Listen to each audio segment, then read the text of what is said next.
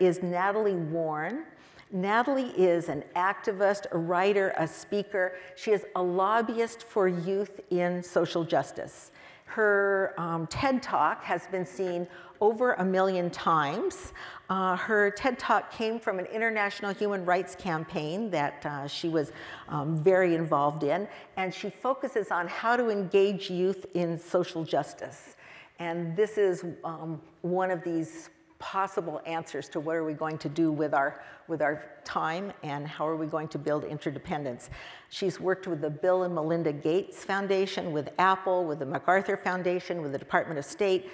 Everybody wants to know how we're going to empower, engage, equip all of us, but particularly youth, with the tools that they need to make a difference in the world. And so I'd like to invite both of them to come to the stage right now. And, Hi, everyone. My name is Natalie Warne, and that couldn't have been a better planted question at the time. And I wanted to, hold on, let me make sure this is correct.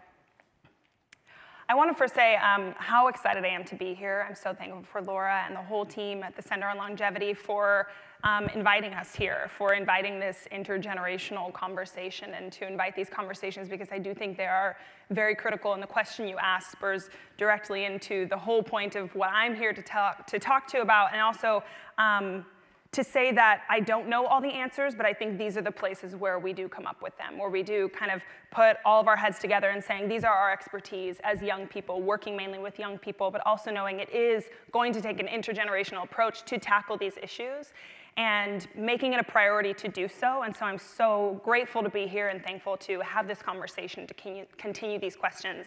I'm also going to kind of start with painting the problem as well, and then kind of going forward with more of the answers from what I've seen. I think that when I work with a lot of young people, I travel locally, internationally, speaking mainly to younger generations, mostly 16 to about 35 years old, on how to engage young people in social justice. What are the resources they can acquire to be involved in social change and implementing social change? And with young people, I think with younger generations, the main aspect that everyone, I would imagine, can agree on is that younger generations, I'm a millennial, we're the generation of connectivity.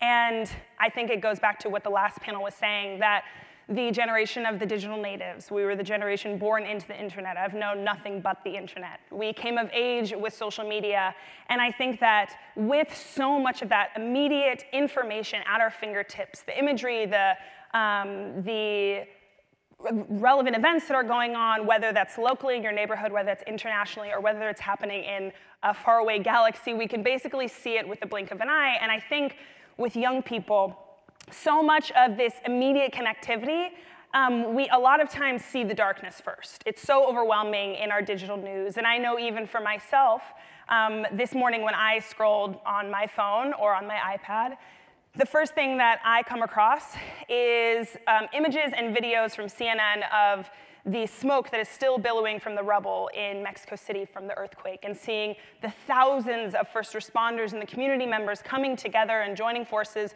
to do whatever they can to pull bodies from the rubble and to save people.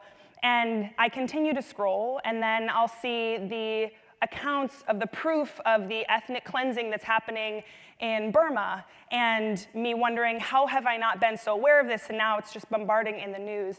And then I continue to scroll, and I see a flashback Friday or a flashback Thursday, and I see my community of people that I follow on social media, my little echo chamber, and hopefully some people that are outside of my echo chamber that I follow as well.